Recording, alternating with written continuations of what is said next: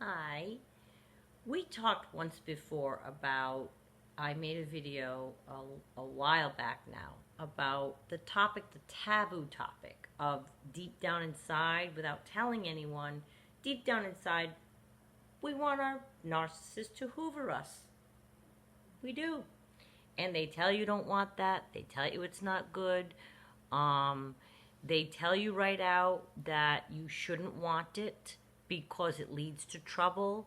They tell you right out that you should get to the point of realizing that if you're not being hoovered, you'll hear researchers and the people say, you consider yourself lucky you're not being hoovered.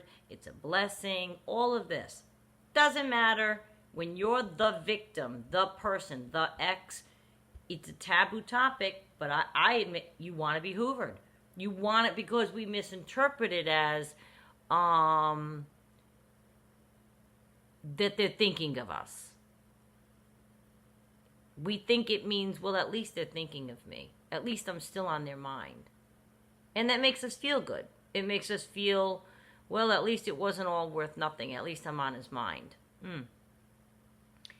Now we know, however, that there are other reasons they hoover that have zero to do with why we hope they're hoovering, which is that we're on their mind. They hoover, of course, to, as I mentioned, I think in my last video, they hoover to keep us from moving on.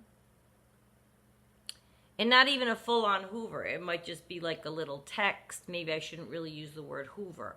Contacted, texted, emailed, thought of, phone, messenger pigeon. We get to the point when we're in that desperate place many times, we just want to know that we're on their mind. And we feel like if they contact us, that, oops, see, that's what it proves. It could also prove that they are wanting to play with us. They just wanted to play. It could also prove that they wanted to have material with which to triangulate their new person. Oh, yeah. If they contact you and say, for example, you reach back out to them, don't think for a second that that narcissist isn't being insidious with his new person. They will use that and go, see, well, they'll probably erase what they said to you, and if yours is juicy enough, they'll use it and go, see, she's still trying to contact me, psycho. Maybe he'll delete it in front of her and text you back when they're not looking. And they have no idea you're responding to something they reached out to you. They will definitely use it to triangulate somebody else. They're bored is another reason they might reach out to you. They're sitting around bored and they're contacting the entire bench that they have going. Remember, you're on the bench whether you want to be or not. If a narcissist has people from their past and they've moved on, and even if you haven't moved on, say you're no longer with your narcissist, but it doesn't matter whether you've moved on or not, you're on their bench perpetually. They always feel like you are theirs for them to reach out and contact. They were with you once. You are forever a source, and you may be just the hit they need. The only way to make them know, obviously, is that you don't contact them back. Having said all that, the absolute euphoria you feel, the glory, it's such a wonderful feeling when you finally go over the line of wanting that hoover or that contact and to hoping it never comes. And when we're wanting it, we're waiting, we're wondering, we're watching, we're really wanting them to contact us as a sign that they were thinking of us and that everything we did wasn't for nothing. It's guided my behavior in the right direction once I realized I didn't want it in my life anymore. And it's not wanting it in my life anymore has guided my direction, but also my behavior going through the actions of not responding kept me with my head held high and kept me remembering that my value was worth more than anything that he was trying to do with the reach out. Do you get what I'm saying? And I'm telling you what, the last bits of Communicado, and if you find yourself there, they were so sad. They were just so sad that it was disconcerting to me. I had seen him as so strong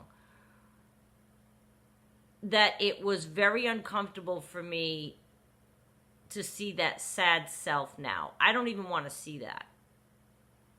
Right? I mean, you could have a healthy breakup with somebody. Say you have a breakup. I don't really remain friends with very many exes, if any at all. I mean, obviously my ex-husband. And, but it's just hard for me to do that. But if you are in touch with any of your exes and they're flourishing and they're a healthy person and you just broke up and they've moved on and you've moved on, it's not bad to hear from them. It might be pleasant. Oh, good. How are you? I hope Susie and the kids are great. It could be a healthy thing.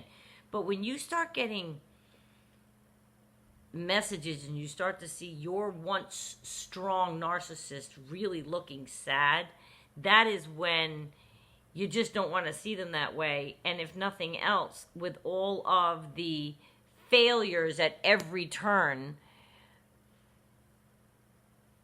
of trying to communicate with them, I started to see him as weak.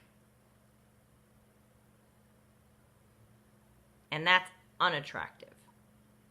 So if anything can help you see them as unattractive, bask in that. So if they're reaching out to you and you're not responding to them and you finally get to this point that you don't want them to anymore,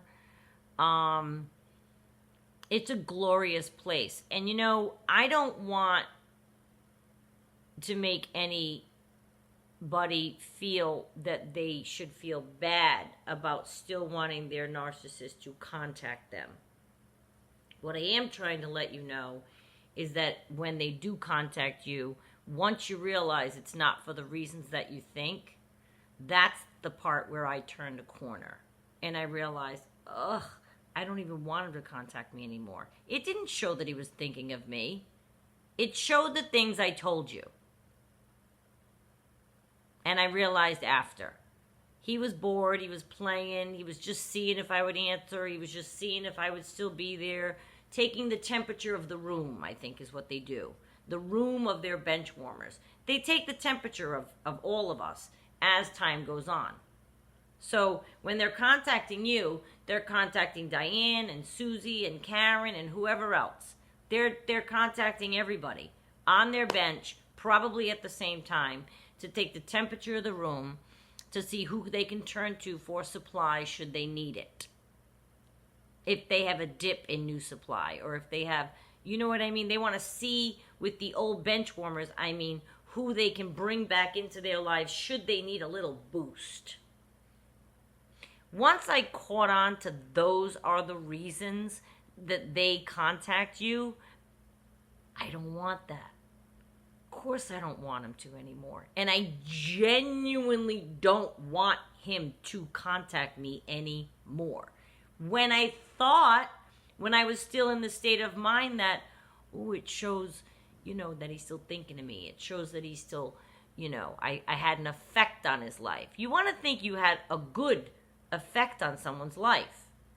And that you're still in their mind, heart, soul. You love them, even if you're not together anymore. It makes you feel good. They're still thinking of you. Once I stopped realizing that's the reason he's contacting me, it has nothing to do with him thinking of me. He's thinking of me, but he's thinking of all of his other bench at the same time. Or like I said, he's bored, or just wants to play, or just wants to reach out and see if you respond. Just to see. Once you realize that, you will change from wanting to be hoovered, wondering where it was, if it was coming, to honestly hoping it stops. And that it has stopped. Like, I'm at the point now that I really hope it's stopped. I don't want to hear from him again.